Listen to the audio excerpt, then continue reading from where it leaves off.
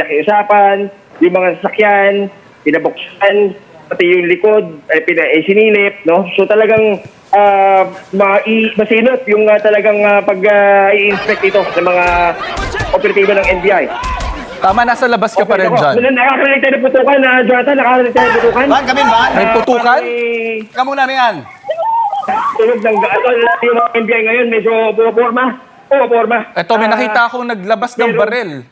Taga-Osaa yata ito, nakita ko sa video. May tumunog ng putok. May putok. Tulog din lang tayo na maayos, Jonathan.